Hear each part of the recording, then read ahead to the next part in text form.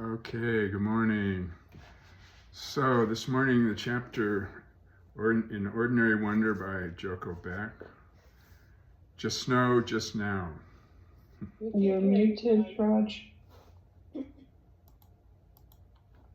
Thank you. So this morning, Just Snow, Just Now from Ordinary Wonder.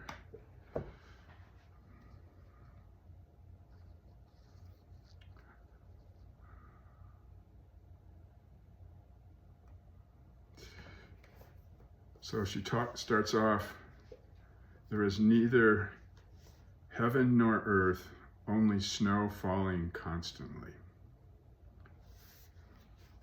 So for me, that's a very peaceful message.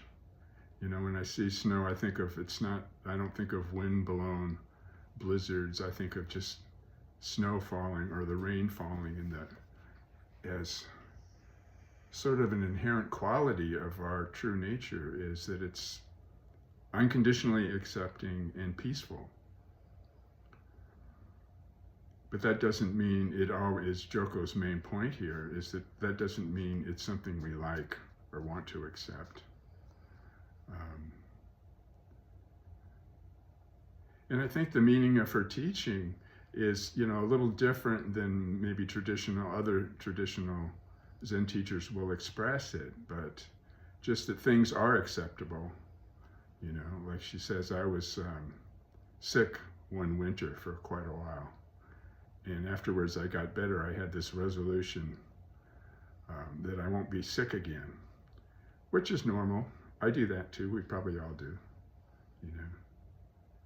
But there's a realization that when we have an agenda that things have to go our way, we're going to be disappointed because they simply don't.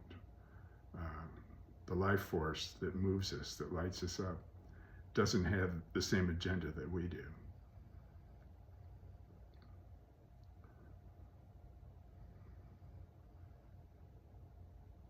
So she says, someone asked me, do you know the meaning of life?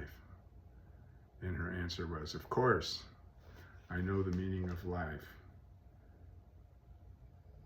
Only snow falling constantly. There is only illness, only separation, only clouds, happening and happening and happening. Life isn't miserable or terrible, it's just what it is. And that can take the form of severe misery at times, tremendous joy at other times, or some feeling in between the two. So there's neither heaven nor earth, whatever it is, right here, right now.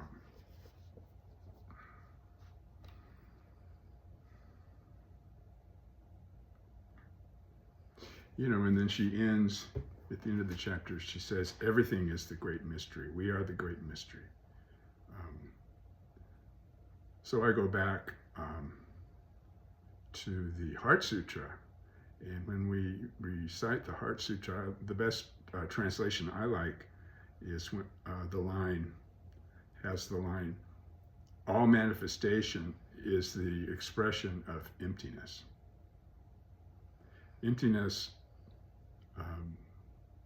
means not describable or perceivable, at least not to our finite mind with its 4 dimensions.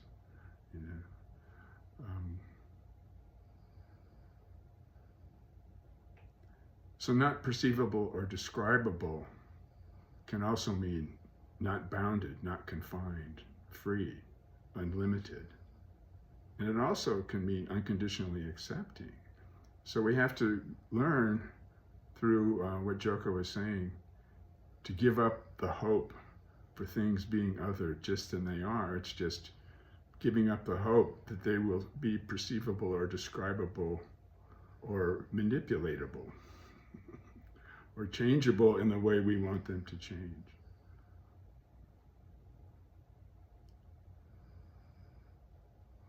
So Kwang Roshi, we studied maybe a year or two ago now, had something that I thought is relevant to this discussion very much.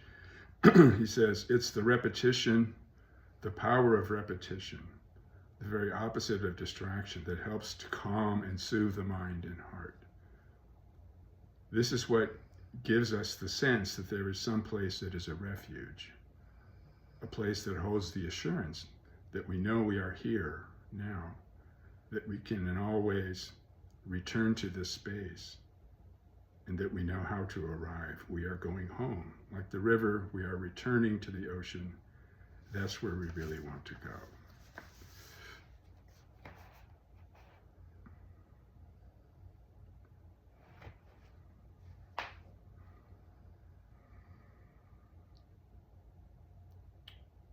So in our experience, this refuge, here, now, I like to explore it a little bit. Like, here is an expression of the Buddha body, Buddha said, Thai said, and most Zen masters will say, which means here is not a place in space. Here doesn't share the limits of any particular place.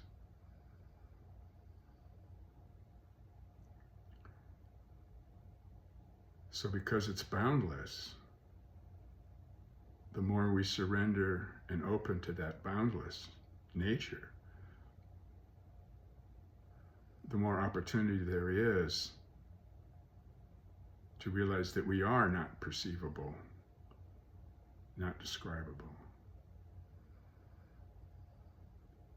And so, not being like the sun isn't particular about what it shines on. It shines on everything, right? On our most horrible things can be happening, or the most wonderful things can be happening. The sun just shines. But it's totally and vibrantly alive. The Thai had a saying, the world of suffering and discrimination is filled with the light of the rising sun.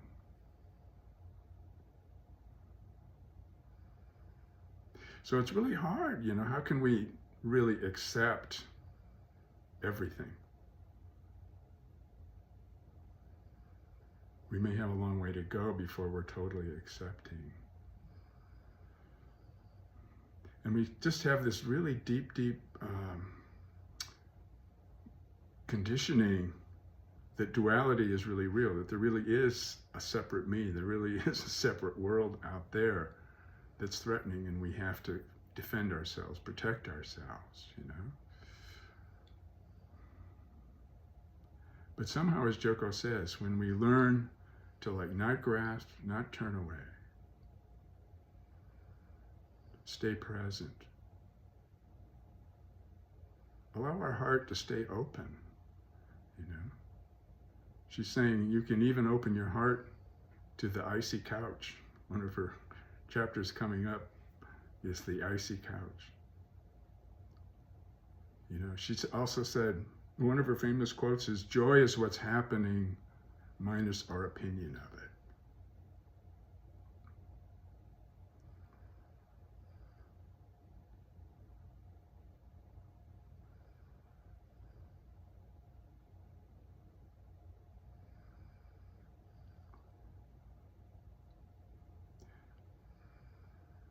And so,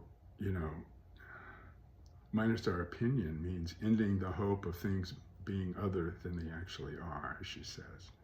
And one way to realize this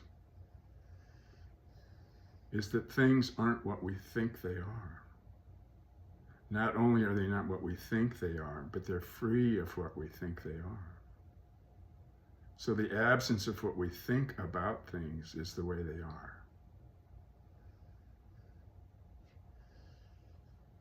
So, by being willing to not grasp, not turn away, we enter a peace of stillness just by sitting,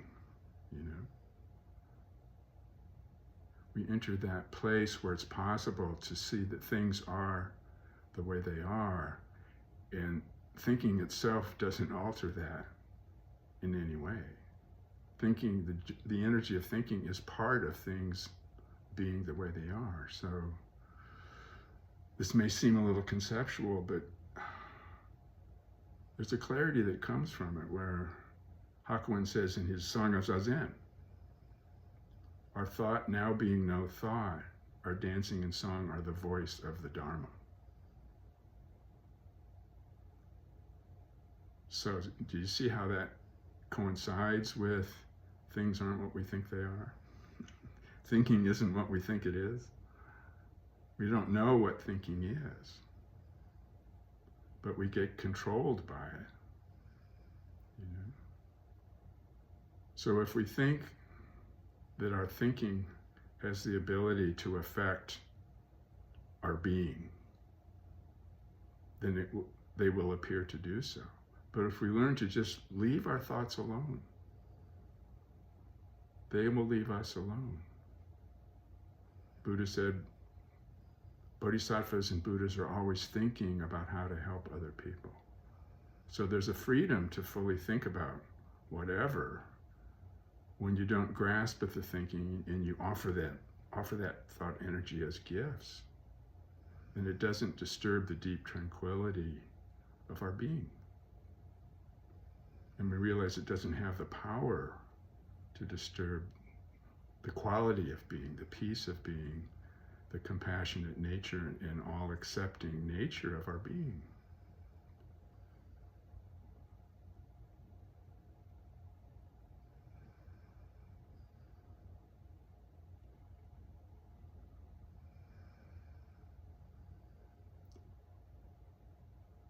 So to say that everything is the way it is that everything is an expression of our being.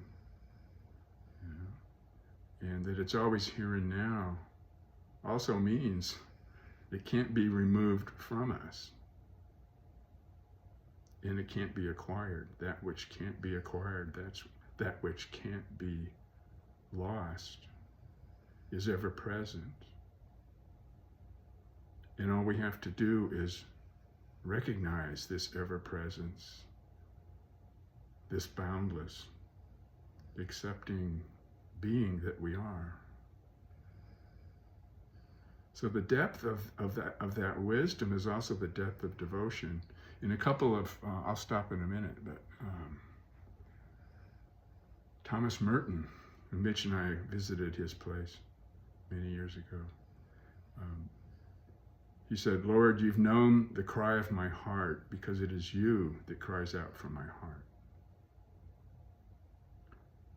And so he penetrated the truth of mystical Christianity and the truth of Zen and seeing that they come from the same place. Suffering and joy also come from the same place.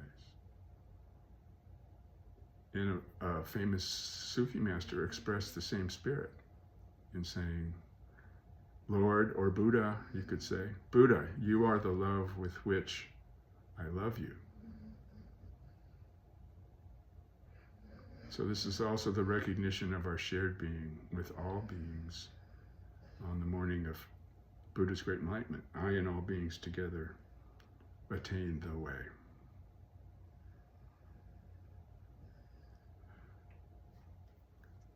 So let's talk about it.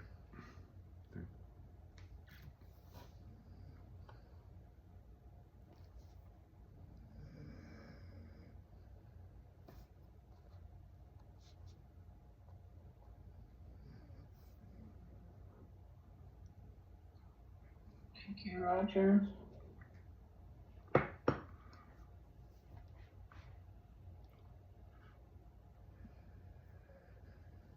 I really like the reminder and the simplicity of this practice. You know, sometimes we think we're practicing to attain something or to be something. And I like how you said the sun is just shining. And I guess the trees are just there breathing oxygen.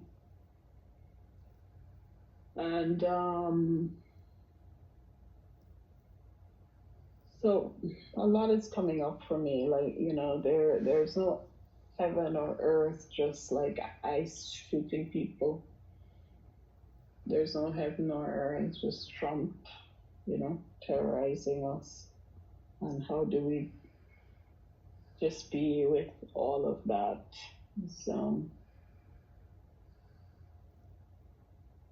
it's a good reminder with our practice, thinking about the trees and the sun, like the sun is just shining despite all that's happening. Our minds are telling us this shouldn't be happening, this shouldn't be so. And so to remind it that, life is just lifing. Life is just happening. So I'm thankful for the reminder. I'm thinking of all the things I want to be different. And what do I do with that? Just sitting with it. So I don't know. Thank you. Thank you.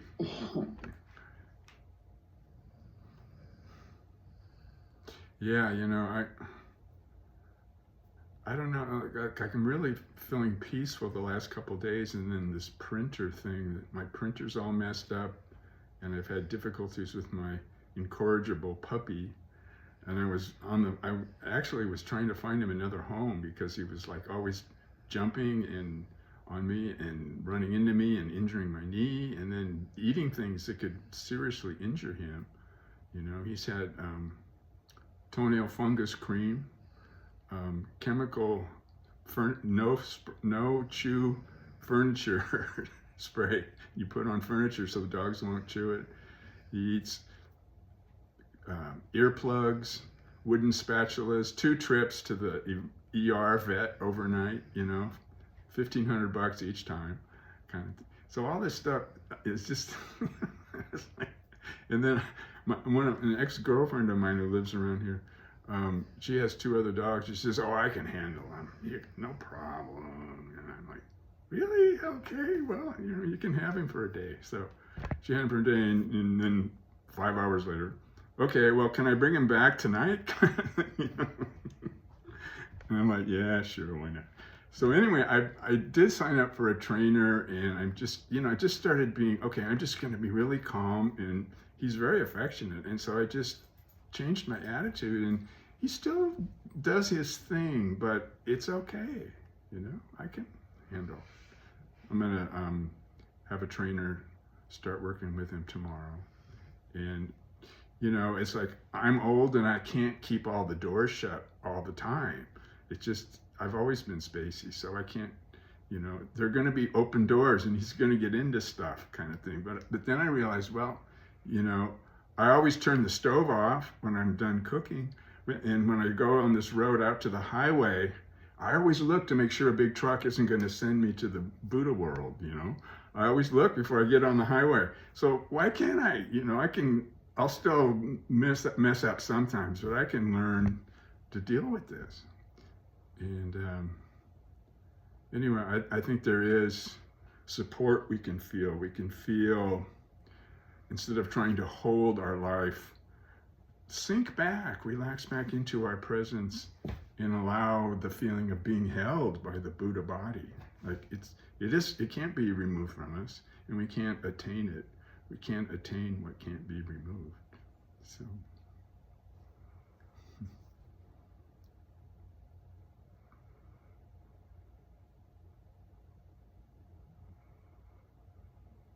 I don't know how to not have a judgment opinion. When I hear Trump's name, I can't watch him on television. ICE, all of it. I just can go out into the streets and protest. I don't know how to have this undifferentiated, shining sun Buddha mind. I really don't. I'd like to,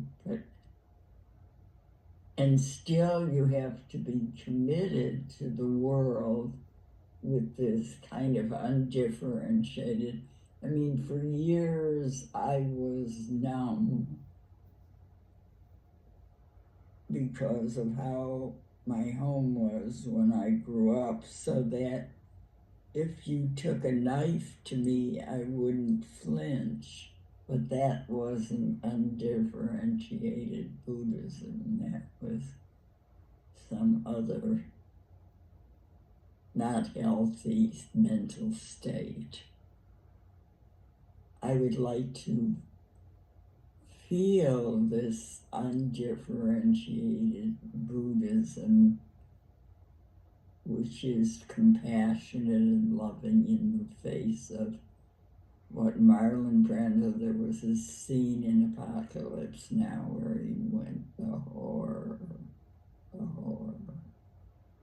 I'd like to know how that fits with all that Roger was talking about today, or Charlotte Bacall, Thank you.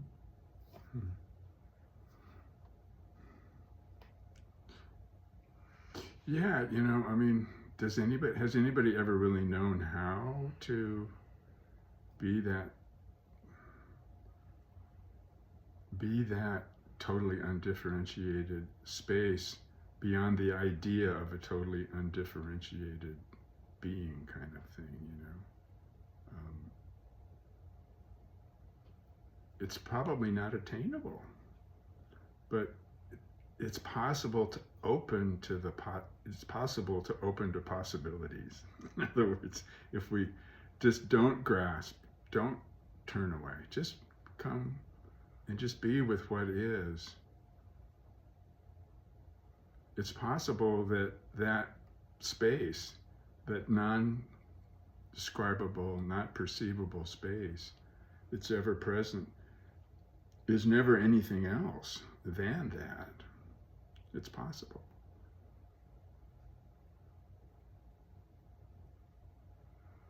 When we're all dealing with the same question, what is it? How can we attain it? How can we be it? How can we not be it?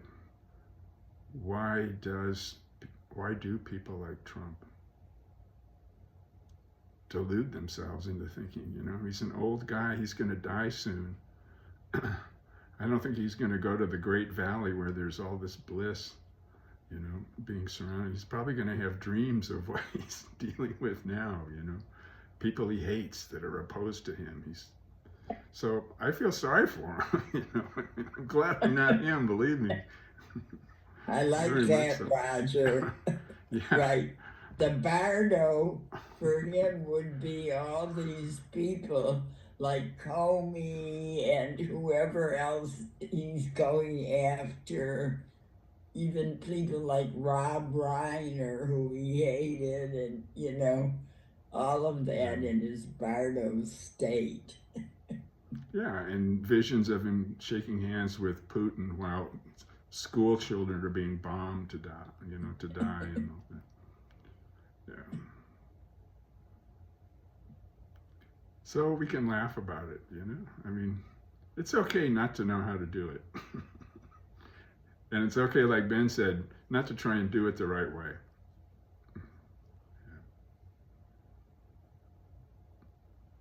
Or be attached to it being the right way. Hi, Deb. Hi, Raj. Thank you so much for your talk. And I just always appreciate, just the calm that you bring to things. But this morning I'm especially appreciating the story about Bruno, because sometimes my mind makes up a story that you live in this peaceful world where you never have a challenge. So just like getting a little more insight into the mechanics of how, obviously that's an imaginary story, and how how you bump up against these things like a troublesome puppy and all the other numerous things I'm sure that you have to deal with and put into this compost heap of peace. And I especially like the reminder about the sun just always shining. And I'm blanking on the poem right now, but there's a poem about I believe in the sun even when I do not see it, and I believe in love even when I do not feel it, and something like that. And I believe it was found scrawled in a home of someone from the Holocaust. I can't remember the whole story, but it is this reminder of this unconditional goodness, beneficence of the universe. And for me, when I have this like concrete reminder or understanding that even if I cannot see the sun, it is there and it is warm, and even though it can burn a hole through me, it is providing food and nourishment and creatures and everything else that it does in our system.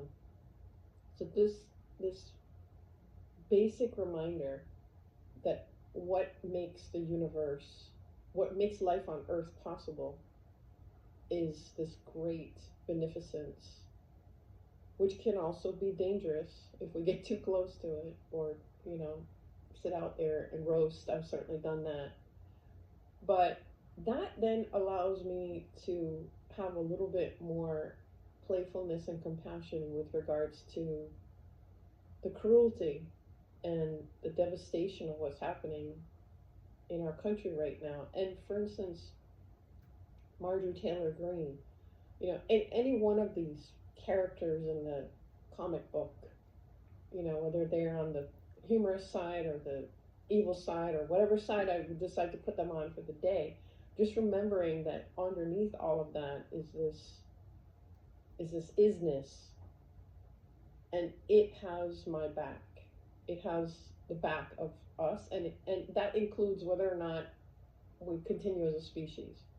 And if we do not continue as a species, not having any attachment to that, helps me to just be able to continue and get through some of these things that require a lot of effort to accept, a lot of effort to get back into that upright posture, because there's this idea of control that I think it's just inherent. We want things to be, at least I do, want things to be manageable and effective.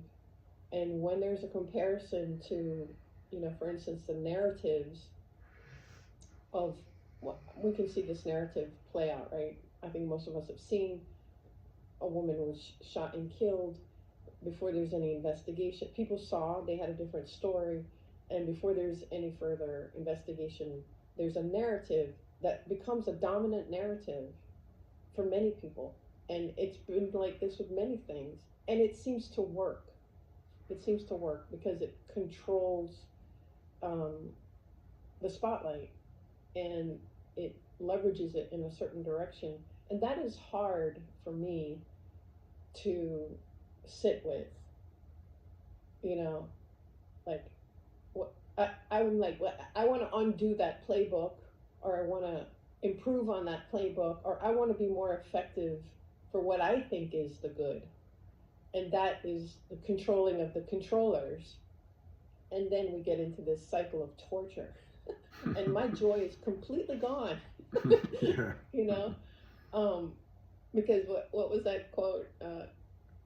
Joy is what's happening minus our opinion of it. I've lost all my joy now because of all these opinions, and I'm not sitting with silence. I'm sitting with like a plan. Yeah. And I asked Ben because there's this guy, I don't know if you've ever heard of him, but Joe Dispenza, and he's an interesting guy, big influencer and coach and whatnot.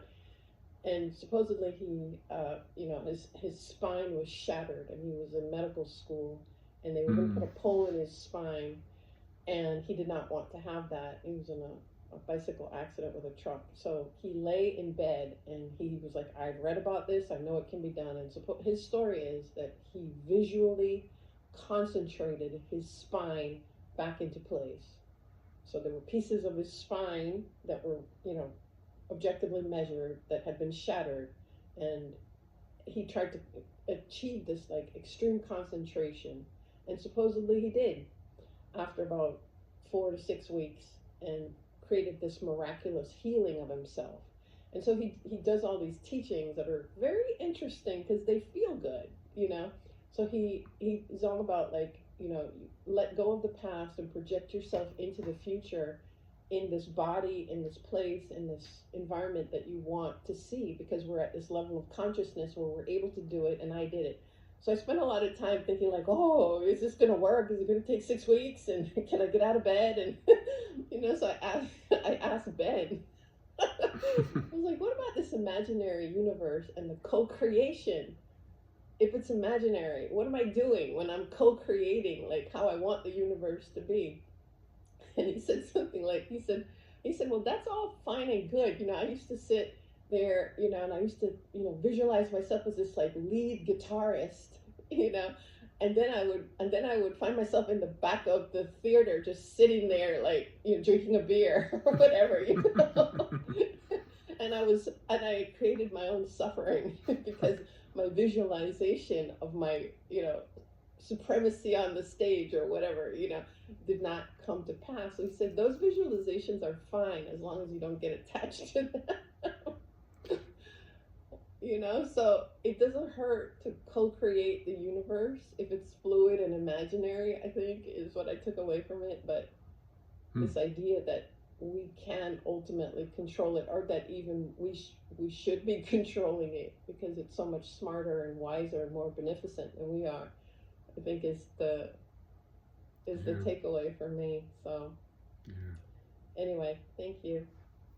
Yeah, I'm kind of interested in that story about he did visualization, concentrated practices that actually moved the energy in the spine so that it kind of healed itself in a different way. Yeah. I mean, I'm sure you can find it on YouTube. He's, you know, got his own channel and whatnot. But Joe Dispenza Spine or something like that, you know. But one last thing I wanted to mention was, I have this friend in town who's a medical doctor. She's very sweet, and she's a Tibetan Buddhist, and she's retired, and she loves, you know, like, if I've been to her house many times, but she would give me, like, specific directions, and she writes a lot about what to do and what not to do and this type of thing. So she was having some yard work done, and, you know, she was like, oh, where am I going to find people to help me, because, you know, everyone who, you know, worked at Home Depot is gone and whatnot. So she with great effort, find some folks to help her, and they do not speak English, and she's like, I'm paying them in cash, and this is my good deed and all this. So they dig up her yard, and there's this big pile of dirt, and she's thinking, like, well, when people come to my house, they're gonna just, like, crash into the dirt, and I need a sign. So she says to them in her broken Spanish, where's the sign? We need a sign. And the guy says to her, he goes, this is it. And she's looking around for a sign that says, you know, look out, or something like this. And he's like, this is it. And she's like, what? I don't see a sign. And he's like, this is it. And there's the mound. Like, if you're driving your car, don't run over the mound. This is the sign. So that's our mantra for the year. This is it. Right. Look around. Come to the stop sign at the highway. There's the truck. Don't do it. You know, look.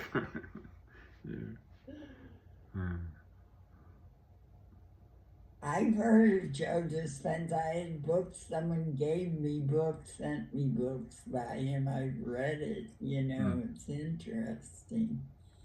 I believe you can do that. I have had this experience when I go into these very depressed, catatonic-like states.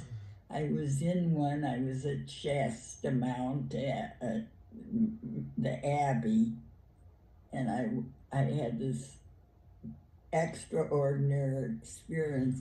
I felt suddenly from the base of my spine up my back this powerful surge, and it was definitely Kundalini. And with that, I had an incredible visionary experience. So these things do exist. I mean, they don't happen normally, you know, but then like it did happen, this whole thing. Yeah. And I sat there because you can't believe it. And I said, yes, I'm not imagining it. And so these things that we don't normally explain and understand do happen, and they are written about. And when I lived in California, I partook in a woman's PhD thesis of people with mental illness who have had extraordinary experiences, and I filled out a whole questionnaire and everything. So these things do exist. Yeah, energy fields we're not aware of. Like my heart is doing a lot better since I started taking some herbs from Dr. Chen, the acupuncturist who was in South Florida, and she actually healed a friend of my ex-wife's daughter who had a big tumor. I probably told the story here before, but doctors had given up on her, and she, had done this with numerous other cancer patients, that you access through herbs and treatment these other energy fields that have a healing effect that Western medicine has no awareness of. Open to the Yes. possibilities. There's a biologist, I think, if you've ever heard of him, Rupert Sheldrake, that has a lot of talk about different energy fields, that he even believes the sun is conscious. But nevertheless, there are a lot of fields and things that the West, can't measure in their own way, that do exist. I'm really thankful for that discussion because, when we think about just accepting things as they are, and that's our practice, but in terms of maybe even active Buddhism or thinking about, not necessarily controlling, but influencing or changing things, because I know there is a study of the Heart Map Institute. They do this study and they have it down to a science, like how many people meditating can actually change the energy field. And so if we start visualizing a world of peace and, that must have some impact. So yeah, thanks for that reminder. Because reading this chapter is like just accepting things as they are, but can we really put our minds and hearts to visualizing a different world? So. I think that question where I am with it right now is, it's fine, and if it doesn't come out to be what we visualize, being okay with that, right? So we might not want the snowstorm, and we might visualize, there's stories of people in Jamaica who have visualized hurricanes away. One in particular that was a Category 5, not the most recent one, it didn't work, but there was one before that skirted the edge, and there were all these prayer groups, and it was documented that pushed the hurricane away. But hurricanes will hit, so thinking that we have the ability to control hurricanes or snow or the future of evolution or whatever, I think is where the acceptance comes back. Yeah.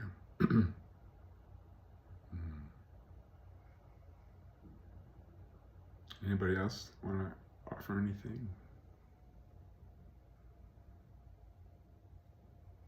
Well, I just think the conversation was interesting because, for me, like the last couple of sentences were very powerful. That there's no magic in the Zen practice. Things aren't going to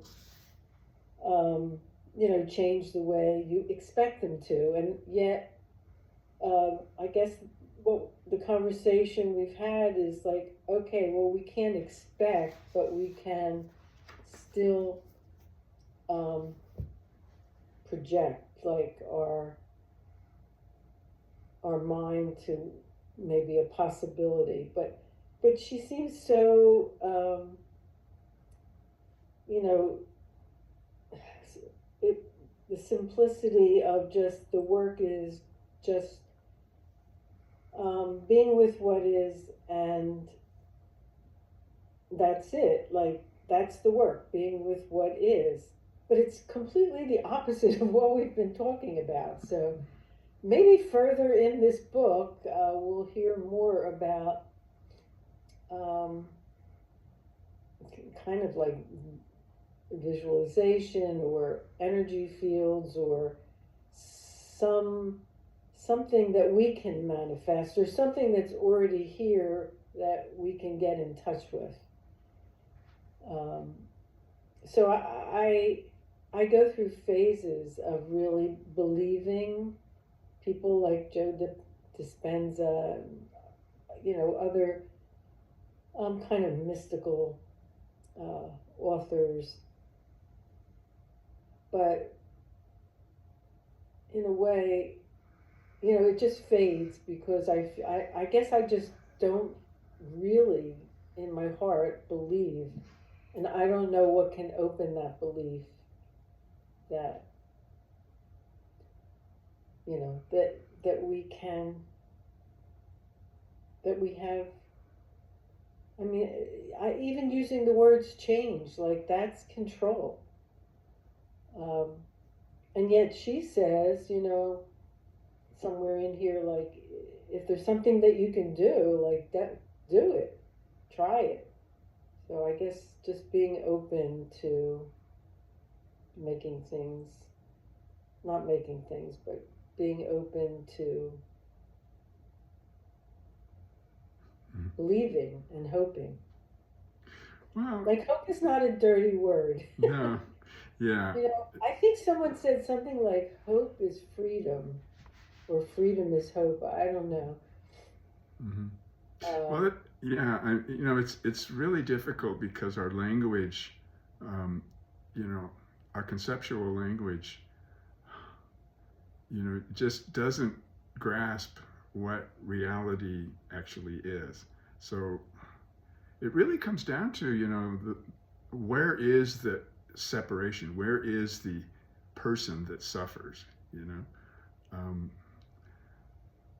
And you can't find the actual entity there. And there's no way we can know there's going to be an ultimate peace, or, maybe you heal your spine. Yeah, you're still going to die. We kind of assume duality, and then we try to cure it, and so it just doesn't work that way. It's, but we know we're here, and we know it's now, and we know we love each other. We know we can get these deeper insights that we share our being together, and that maybe it's all okay. But there's no assurance in this life of that, of positive outcomes. So, it's kind of like Ty's poem, "The earth is waiting," is always open and patient and open-hearted, is an expression of the divine Mother Earth. He says the earth has been waiting for trillions of lifetimes, kind of thing. And the wonder of looking at the sun. Just think of billions of years. You can't even conceive billions of years. We have no idea, but it's in the billions, from what we can tell. And when we look deeply enough, you see all our worries are about this, this me. I had a friend of mine in his bathroom. He had this little saying that he framed, and I might have mentioned before. It goes, "Hi, it's me. I'm the problem. It's me." And so I took a picture of it, and I asked my friend Ken about it. And I said, is that Confucius? Is that Lao Tzu? And he goes, no, it's from a Taylor Swift song. And I thought, great, you know, the enlightened billionaire, Taylor Swift. There you go. Yeah. So anyway, do we really have to worry so much about all this stuff? I know for years I never listened to the news. Like when Watergate was going on, you know, I didn't listen to the hearings. I just knew that I did remember hearing Nixon going nuts and talking to pictures in the White House. And, you know, I never listened to all that, and I don't. You know, I just know that that is passing phenomena, but in this, and I don't get wrapped up in it, but I didn't feel the threat to democracy. I mean, I marched in civil rights with Stokely Carmichael, went to Dr. King rally, did all those things. But at the back, I knew I had this Buddhist, always, I can't explain it, feeling. And I'm trying to do that with Trump. I get to the point where it doesn't touch me. I can act against what I believe is to be destructive behaviors to human beings without it, like in how I was during Watergate or Clinton being with the Monica Lewinsky. I just was removed from it. Yeah. Well, maybe, I don't know if this helps at all, but it's not just Trump that's causing evil, you know, and misery. If you look at the bigger picture of the globe, yes, there's a lot of stuff happening, and yes. I guess I'm hoping that we come into balance, or you know, beyond balance, towards, you know, more love and goodness. But I know this sounds probably crazy or funny, but how many did anybody here watch any of the Golden Globes? Well, you know, I did. And so, like, there's all this, you know, glamour and glitz and this and that. But I tell you, the speeches that I heard really touched me.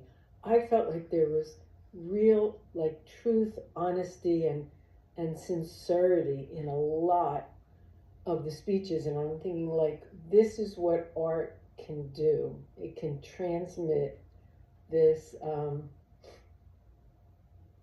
you know, something, you know, positive. Even grief can be really positive. Mm-hmm.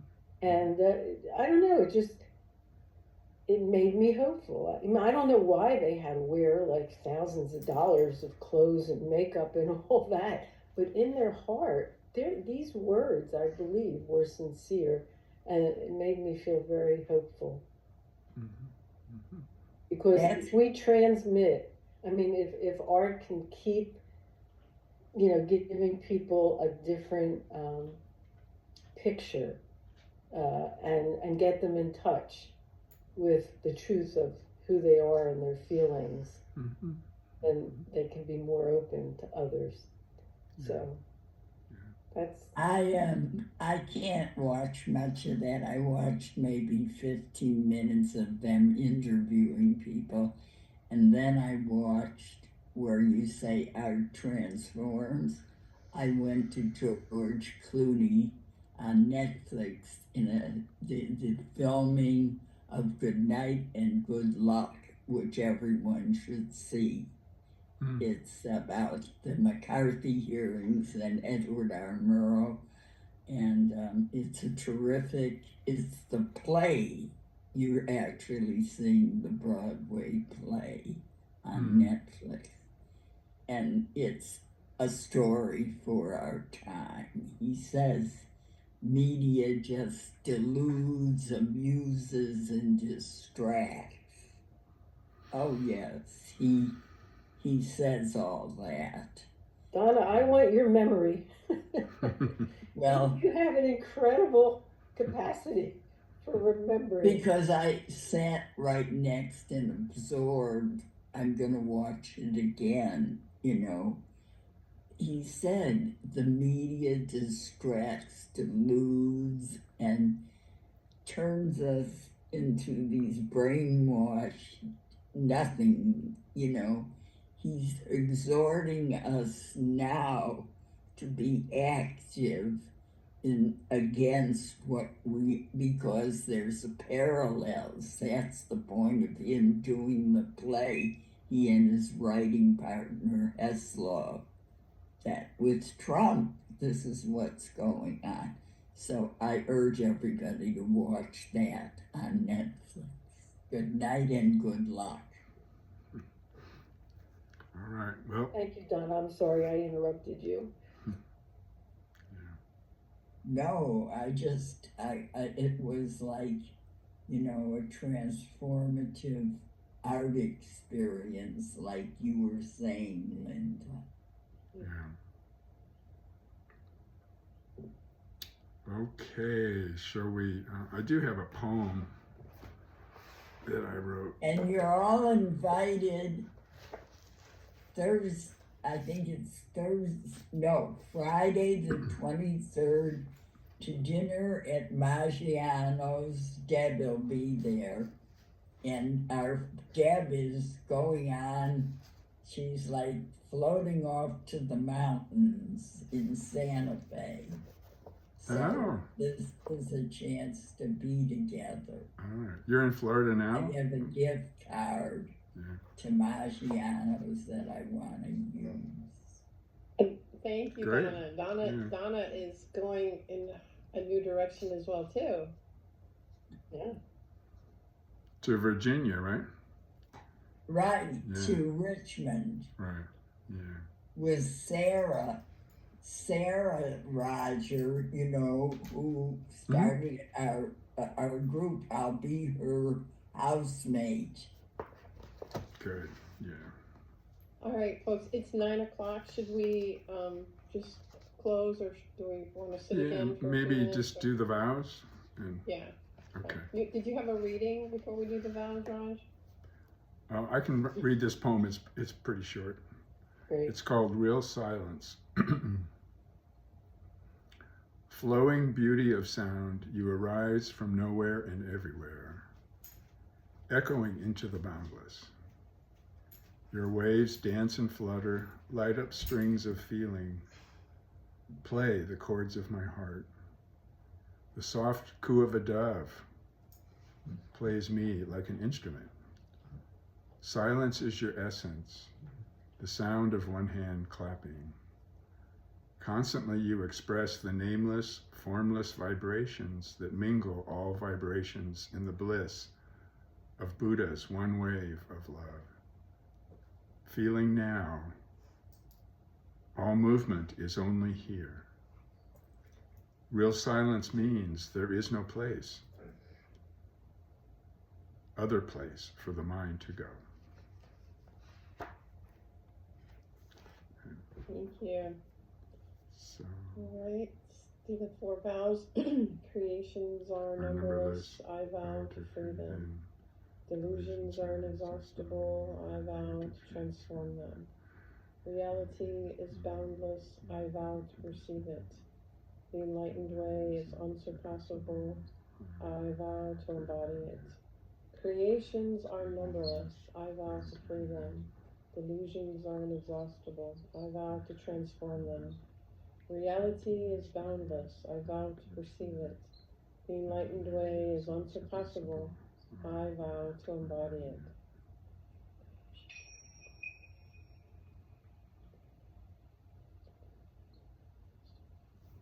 all right.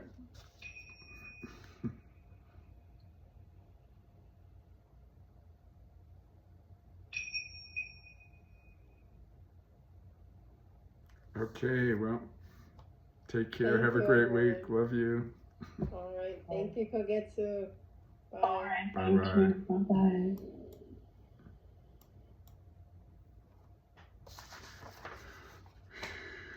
All right.